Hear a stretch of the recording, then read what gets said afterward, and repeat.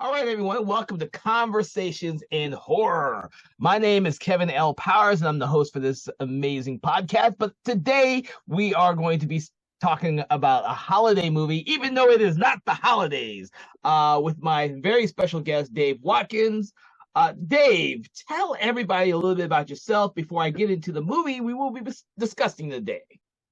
Yeah, so I'm in Atlanta. I'm Atlanta native. I've been a filmmaker for about since around like 2000 or so. I went to Art Institute of Atlanta for that, and I've been kind of in the business off and on. I've been working on indie projects mostly. Do I write and produce and direct things. Okay. So before I get into the title of what we're going to be doing today, I want to tell everyone that part of what we do at Conversations in Horror is allow fans and filmmakers to talk about some of their most either favorite films or films that they really hate. And you never know what you're going to get from one episode to the next because the guests I bring on, you never know what their opinions on some of the films that we're discussing will be. Today, we are discussing a classic movie, the original Bob Clark version of Black Christmas.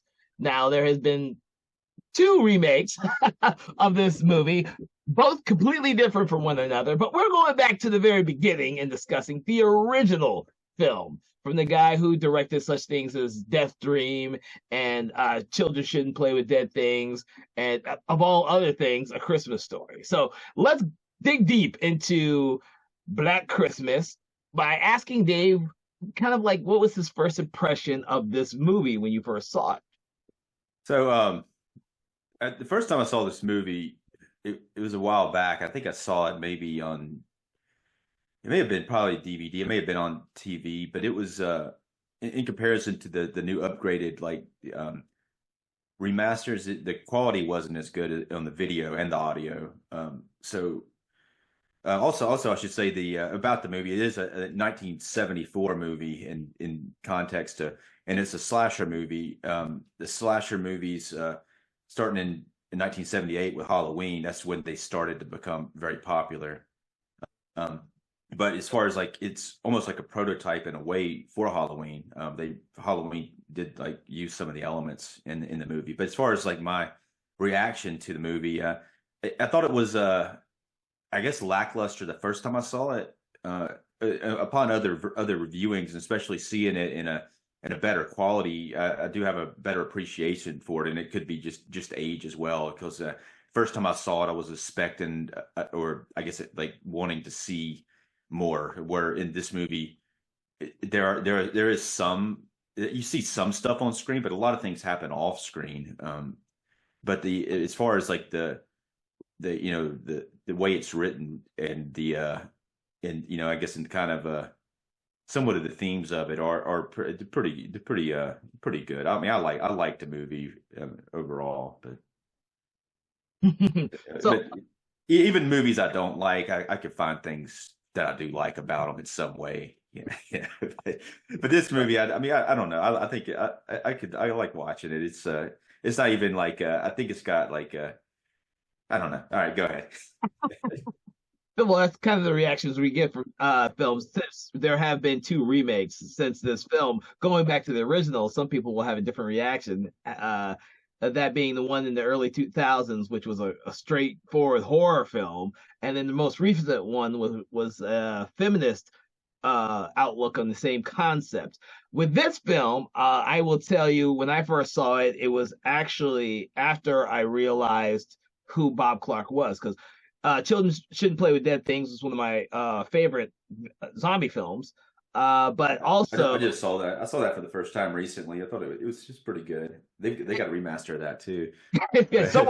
yeah. I would love to get a remastered version of that. I think someone actually did do a remaster of that recently. Yeah, it just came out this year, I think. I just saw it this year too. I saw like the Blu-ray version, which I think that even just reading about the remaster, it's kind of because that movie was very low budget, and so I don't know how much it's going to help, the remaster, but it does have like interesting qualities. It is a fun movie. And then, of course, some of the other films I really enjoyed was his Porky's movies.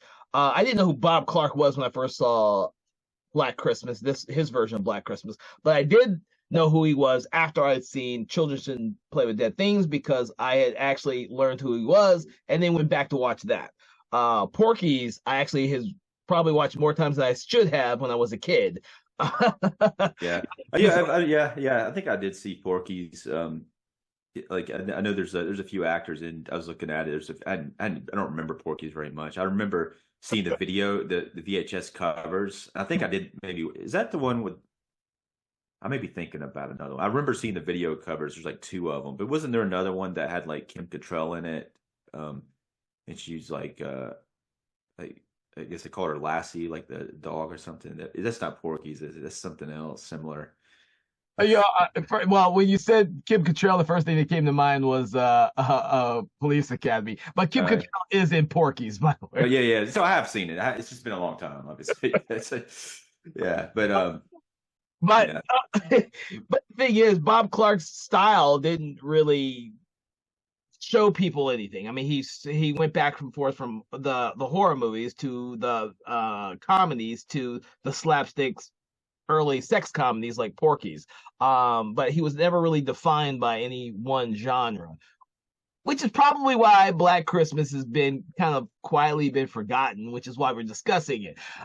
Your your reaction to the film is the same as a lot of people, and in the regards to the fact that it is considered like a precursor to the slasher film, but because it wasn't nearly as popular or wide range when it was released as Halloween, people tend to forget that this movie was existed. It's the same with Peeping Tom. Peeping Tom was before Halloween, but people forget that that was had early signs and themes from slasher films, which is but another. yeah. But just thinking about like in terms of this compared to Halloween, it is like somewhat like similar as much as what you see on screen because Halloween, the first one was very much like it was very slow paced and it wasn't you didn't see you saw some kills, but it was similar in a way.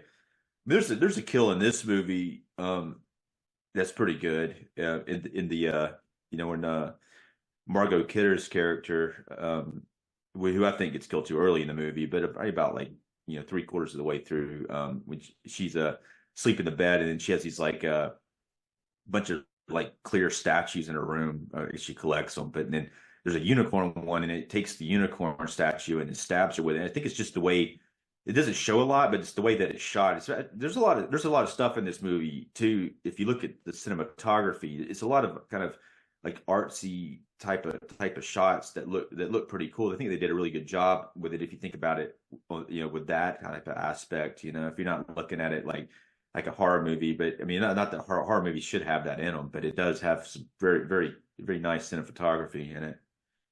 You bring up a great comment on the cinematography, because one of the things I really liked is the opening for the film, where it's kind of like a still on the house, on the sorority house, and you're seeing people walk around or in front of, and all of a sudden you get the perspective of the killer slash the Billy character, who is outside the house at the very beginning, and he's slowly peeping in on all the characters. So you see this pan that's Yeah, going through the outside of all the windows before we cut inside, and you realize I think it's Margot Kidder's Barb, who notices that someone left the door open, and then right. Yeah, you're supposed to get the ideal that he's already in the house, but then they also have, I think they have another shot right after that where it's still outside yeah, before but he yeah, steps aside. So there's a lot of these in this movie. There's a lot of these point of view shots like that are. I mean, it's a cool location that they're shooting at. They had a nice location, but there's a lot of those, and he goes up in the attic and hides, and he's in the attic most of the movie. But it's pretty creepy. And that's kind of the movie is kind of based on that urban legend about someone being in the house and calling. So I'm not sure how he does it. It never, but I guess it doesn't matter. But it's pretty scary though. It's like somebody's in the attic and they're calling and they're and I mean, it's if you think about that concept, it's pretty scary. And then they do things where he'll kill some people, and of course they have like for some reason something really loud happens, like carolers outside, or somebody they're having a party downstairs for somebody getting killed, so they don't hear yep. anything, But I don't know, but I mean, I guess the even like I don't know how that urban legend with the inside the house, but the stranger when the stranger calls was actually done after this movie in 1979. Hmm. I'm not sure if it was done before this one or not, but I was thinking that that happened before, but this was a precursor to that. You know, Yeah, but and it's a concept that stuck with the horror genre because even with the Scream movies, the Ghostface is calling people and he's inside the house and the killers don't always know that he's already inside the house. right? Yeah, yeah. It's a Good. concept that we kind of see first here, but then it's kind of stuck with the genre through the years. So yeah, that's an interesting thing with the technology in this movie because it's 1974 and just like when they call the police and they're having to track it, it's just showing what the police have to go through to track the phone call. I'm not sure how accurate that was, but it's like the dude's like going through this big room, like looking at I guess everyone's phone lines, like in like a little dot somewhere. I don't know. Well, you bring up the funny thing. I never, as many times I've seen this film, I've never actually noticed how the hell is he calling from inside the house from the fucking attic? It's, I don't know. I guess he seems like he's not. I mean, but I guess he's definitely not. I don't know what's up with the guy. I mean, that's another thing that's cool about it is you never know what's up with him. He does. He's almost like schizophrenic, and he talks with he calls himself Billy, and he calls other people Agnes, who must maybe was his sister. He probably I would thinking that maybe it's his sister that he killed her or something like that. I think those concepts are explored more in the. It's been a while since I saw it in the remake, the 2006 remake, but It is. but it's been a while since I saw that. But it's yeah, I mean the way he does the voices, way the voices are on the phone. It's just that's some creepy shit right there. Before But the synthesizer yeah, in the but Scream movies, he was doing it all himself. yeah, Uh, I was looking at the cast on that on the voice, and it looks like two people did it, including Bob Clark, uncredited. It says. I don't. Yeah, and then someone else's was billed as the voice, but apparently, I mean, it's clearly several different voices. But I mean, obviously, some voice actors could do a lot of different voices, but it doesn't sound like the same person. mm. But it's creepy as hell when it happens. It is. Um, It's one of the aspects that makes the entire film kind of off-putting because you're essentially in a sorority where there's a whole bunch of women who are left over from the Christmas holiday, and they're just getting bumped off one by one. I mean, the first person, Claire, they don't even notice that she's fucking gone. She's in the attic. right, right. But it's like what they do. The thing about Claire's killed. She's the first one killed, and like that's the put the bag over her face, and then they put her. He pulls her up in the attic and sets her in the chair. So like throughout the movie, it keeps cutting back to just seeing her in the chair, and he's doing different stuff with her. But then her boyfriend he's oh, by the way, her boyfriend has this friggin' coat that's like a big it's awesome. It's like a big furry coat. And I saw like an interview with the actor, and he still has that coat. Apparently, it was his coat. Oh Jesus. But that's it has this big furry like bear looking coat. It's awesome. But yeah, but then her boyfriend comes back looking for her later, and then her dad shows up the next day. So, but it was interesting is like there's all this careful plotting about how she's leaving. So you're assuming that she's gonna like get killed, and then nobody's gonna know because she's apparently leaving. But then two people show up looking for her, so it kind of becomes like a thing. Mhm. Which is a cool thing because I mean they do that with another character like the house mother character, the older lady who's running the house, and then she does say she's leaving and then gets killed, and nobody ever thinks about her a second time. Yep. Well, you got this is a very progressive film for when it was done, of course, because Olivia Hussey was all about her character, which I can't think of her name right now, was all about getting pregnant and thinking about abortion and all that type, which is early. Those are concepts that you weren't thinking about were going to be in a horror film.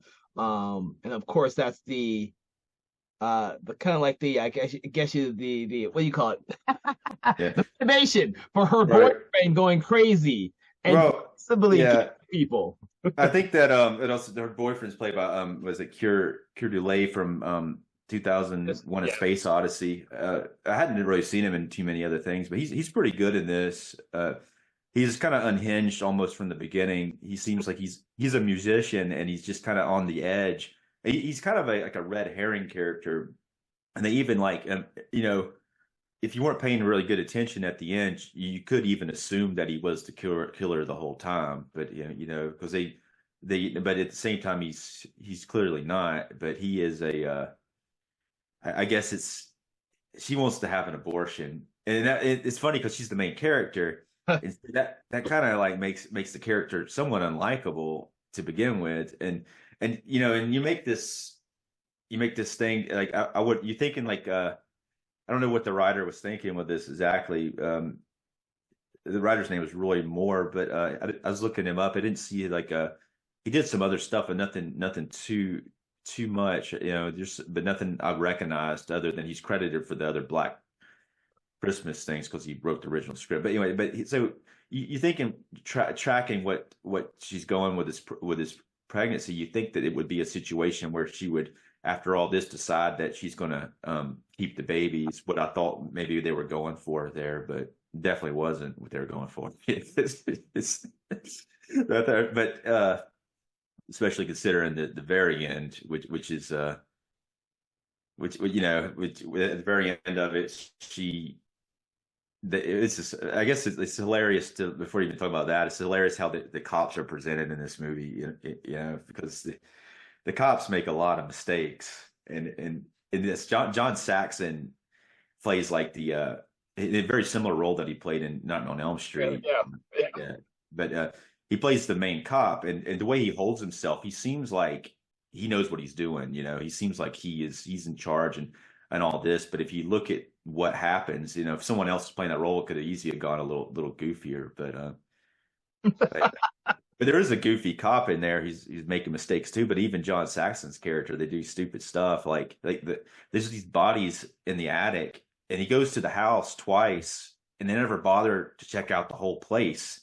It's like they don't go up in the attic and see what's going on up there. It's like there's people missing and plus on top of people missing, there's a little girl that he killed before the movie begins that they find in the park. Mm-hmm. And I think that would be a pretty serious thing, finding this little girl dead in the park, and everyone's on alarm. It's like, hey, there's a slaughtered girl, but then instead the cops are still at the police station, kind of making jokes and stuff, a little bit. It was the 70s. No one depicted cops in a great way in the 70s. But John Saxon does hold that character in a way that he shows that character more respect than it deserves, the way that it's written. And then worse though, at the end of it, with Olivia Hussey's character, she survives. She's like the final girl, and she survives, and everybody comes in there, but they think that her boyfriend was the killer, and then but the real killer's still in there in the attic with the other dead bodies, and then the cops like leave her in there like asleep in the bed and go back outside, and then there's a lot of dialogue because I guess the ending could be kind of open, but I think I think it isn't in a way, because the cops do say after he killed somebody, that's when he makes the phone call. But at the same time, the cops are, just because they say that, the cops are kind of not, you can't really believe what they're saying, because they're very incompetent in this movie. But they say that, and then you hear the killer breathing in the attic, and then it shuts the outside of the house, and then the phone rings, implying that they killed her, and so including the baby at the same time, So Yeah, but the crazy thing is, and you've mentioned a little bit about it, is that the cops are incompetent in the fact that they never check the attic. But you also have to keep in mind that with all these bodies piling up in the attic, is no one smelling the dead people? Yeah. I don't know how long it takes for a body to start to smell, but it is cold, I guess. But and then it is it's only been a day, so I don't know. I think the attic probably is cold, even though you don't. Yeah, I don't know. You don't see when they're up in the attic. You don't see like cold air coming out of their mouths or anything. So I don't know, but I would think it would be colder up there, and it's only been like a day in time. So Rife for a sequel that never happened. But it was kind of odd how open ended the movie was, even for the 70s. I mean, you literally had the killer not getting killed, not being apprehended, and still being at large, right above everyone's heads. So that was Yeah. kind of a bold move, I think, in terms of the 70s, in terms of this early slasher film. Um, so Yeah, what do yeah. you, The more I think about that ending, the more I like it. I think it's like, I think the first time I saw it, I didn't understand it, hmm. you know, and then I saw it last time I watched it, I guess about a year or two ago.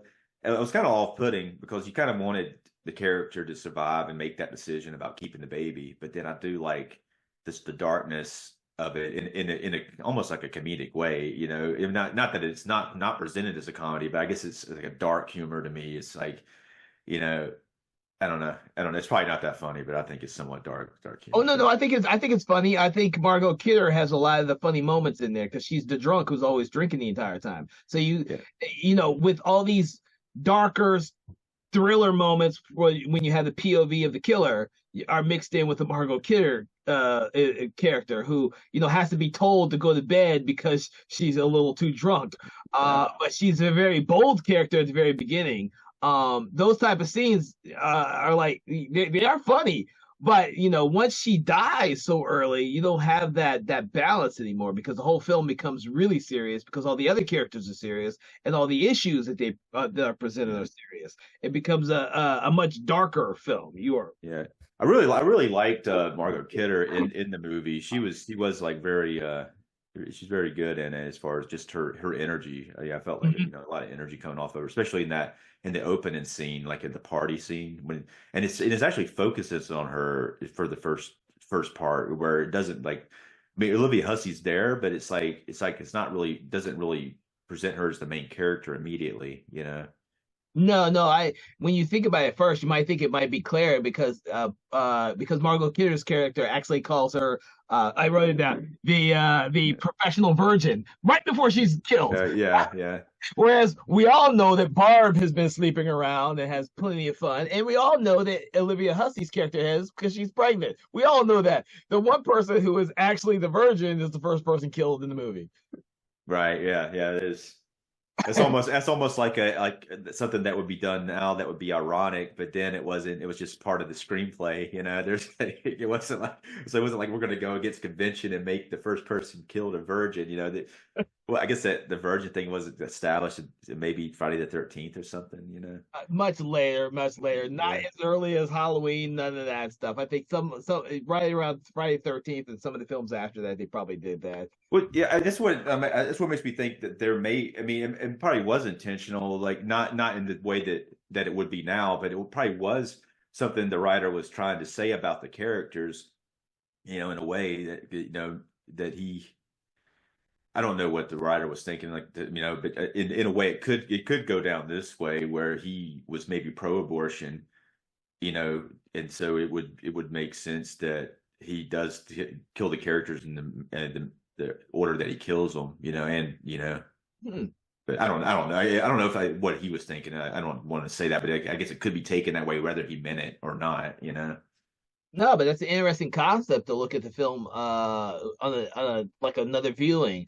It's an interesting concept, especially in this day and age, to look at an older film like this and kind of compare that. I mean, I now we'd have to watch the early 2000 remake and their most recent remake to see how they develop some of these ideals because obviously in the new remake, which you haven't seen yet, it's a very feminist take on everything, and of course all the men in the fraternity are part of a cult. So Yeah. that could all lead into something a much larger conversation in terms of women's rights and issues and how it evolved from this first film to the more later film. Of course, Bob Clark's passed away, bless his soul, and Yeah. he has no say in the remake. Uh, Yeah, yeah. I think about Bob Clark. Though, it's like it's funny because he does. Like you're saying, like he did the Christmas Story. That's the one everybody has seen probably 100 times. It's just so weird that just his filmography is very, very bizarre, you know. Bizarre and eclectic. He did two Yeah, Christmas movies yeah, of completely different and opposite spectrums. right, right, right. And you can kind of see that in this, you can see he's kind of like, yeah, I guess his maybe love or what like for Christmas. You can see it just with the way that this movie is presented and this, especially the shots and stuff. You see a lot of that in there. But Yep. uh, Give me a second, buddy. I'll have to cut that yeah, yeah, yeah. out. But speaking about Black Christmas again, I because I want to, give me 1 second. Yeah, yeah. Ah,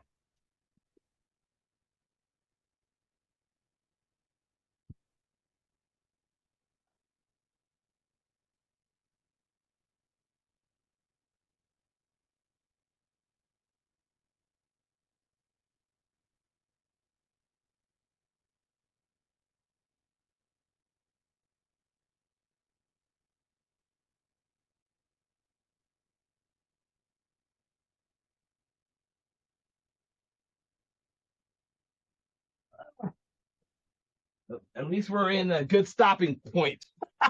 Yeah. Okay, so now I've lost my train of thought. Uh, uh, well, I guess I found it like I guess with Black Christmas there was a few weird things in it as far as and it's weird because I remember like there's the one girl who gets killed after Margot, so basically it ends up being like three girls in the house. It's like Margot Kidder's character, this other girl named like Phil or Phyllis, and the main character Olivia Hussey plays Jess. But then it's like you see Margot Kidder's character get killed, and then the other girl ends up. It seems like it doesn't show her get killed, and she shows up dead later. It's like they missed an opportunity for a kill scene. I'm not sure what happened with that, but there's a couple of things like that where they could have showed it and then they didn't. But it may have been a Well, you know what? That's a good point. But to be honest with you, I don't know how the genre and the whole climate for the late 70s were in terms of films. What? Yeah, it's like I guess another thing about this movie too is like it is a Canadian movie. It's Uh-huh. something so it was apparently Margaret Kidder was Canadian. I was looking that up, but it's I don't know, but it's funny that some of there's like a scene near the end when there's only like two people left in the house, and these two guys show up at the door, and they're very Canadian, and, and they're like part of the hunting party, and they have guns, and they're like, "We're here, like part of the hunting party," and then they open the door and talk to them, and it's just like, what are you doing? It's like these guys could be the killer, and you open the door and they could very easily be the killer. There's no reason why they couldn't be, and they even it even looked kind of funny. Oh my God, that's an interesting take. I never took that. I never thought of it that way. But obviously it's played for laughs, and in the scene because it's very like out of the blue. It's like this weird comedic scene with these two guys showing up at the door and having their like Saturday Night Live scene. Mm, Yeah. But then they even make a comment like after that, they're like, "Oh, this is the only door in the house that's locked," and it's like, I mean, I don't know. I mean, obviously it's the '70s and people weren't as, but at the same time, you would think that I don't know. I mean, I guess especially with the little girl, they find a little girl dead in the park, and then the weird phone calls and stuff. You think even though they haven't seen anybody dead yet, you think that they would still be like, "Hey, maybe we should protect ourselves here." Some way. well, it's the 70s and people did leave their doors open. So they felt a little bit more safe in their neighborhoods as opposed to now. And so even if they found, and this is really weird, even if they found a dead girl's body in the park or wherever they found it, I think it didn't raise, even though it raised some alarms, I don't think it raised enough alarm bells to think, oh, serial killer. Yeah, And let's right. all lock our doors and Yeah. but I mean, that's one of the things about watching this Black Christmas as opposed to the other two. The 2006 one is a product of that time, and it's very violent and it's very stylized. And that's one of the things that I will always remember from the film, and which makes it so good. Billy tends to show up anywhere and everywhere within that house in the remake. Right, right. Whereas the new version, which I won't get into too much, takes a completely different perspective because it's made post COVID slash post feminism post LGBTQ. Well, I think that one was actually 2019, so I think it was just before COVID. Was it before COVID? I could Yeah, I saw I'll that. look it up real quick, but I'm pretty sure it was 2019 I or keep thinking I so. saw that during COVID when no one else was going to the movies. I Yeah, could be wrong though. yeah. I was watching a lot of movies in that time. Right. And I guess it could like come out. It came out in 2019, so it was probably shot in 2018 or so. This one got Carrie Eloise in it too. Yeah. Yeah, Oh yeah. You do need to watch it. It's an interesting concept, but it's there's a current trend to make a lot of these horror remakes as a more modern day feminist view, which is not bad. Some of them have done a really good job. Some of them haven't done nearly as good a job. Like I was telling you earlier in a different conversation, I really loved and enjoyed the Slumber Party Massacre remake. I did not like the Craft Legacy movie. I thought that was layering it on yeah. a little thick. The Black Christmas one I thought was fun. I just think it didn't go nearly far enough. Right. Uh, Yeah. I'm gonna check it out. I might watch it this year. I'll have to see. you only got a couple weeks left. Yeah, yeah. I might watch it. I'm thinking about it. Well, yeah, I've only seen it the one time. And the great thing about it is in like the Slumber Party Massacre films, which were all directed by women, and even the remake was directed by a female director. And I think having that perspective actually made it better in those films. Okay, yeah, Whereas the Black Christmas remake may have played a little safe. It's got a great cast though. Great yeah, cast. yeah. Got a great cast. So, but do you have any final words about this Christmas movie, Black Christmas, Dave? Yeah. I mean, as far as the movie, I'd check it out. I mean, I think it's the key to this movie too is seeing like the upgraded version of it and watching either on the Blu-ray or a 4K version. But it's I would just not be. It is a kind of a it is like a time capsule type of movie, 1974. But there is some stuff in it that's still relevant today, and it's not like it's a slow burn type of horror movie. But the first half is there's a lot of fun in the first half, and then it gets pretty serious in the second half. Mm, no.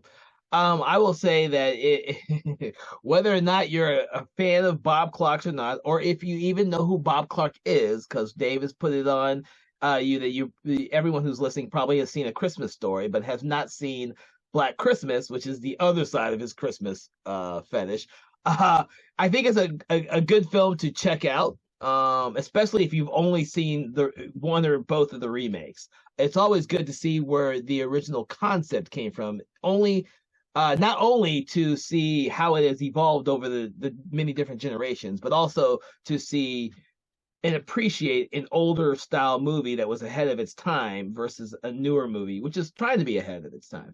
Black Christmas was ahead of its time. It helped usher in the slasher genre. Now, a lot of the concepts that we see in slasher movies today are in Black Christmas, which at the time was not successful enough to be considered a slasher movie, and they didn't have the term slasher movie at the time it was made. I guess one thing about it though, like it did make money. It wasn't like as like make enough money like Halloween, but like looking at it had a budget of 686,000 and it made 1.33 million, and Canada, so it was a big movie in Canada, Yeah, and that's one of the things is I could guarantee you it helped Bob Clark become more independent and do bigger films. Hence, he went to Hollywood to do everything else after that.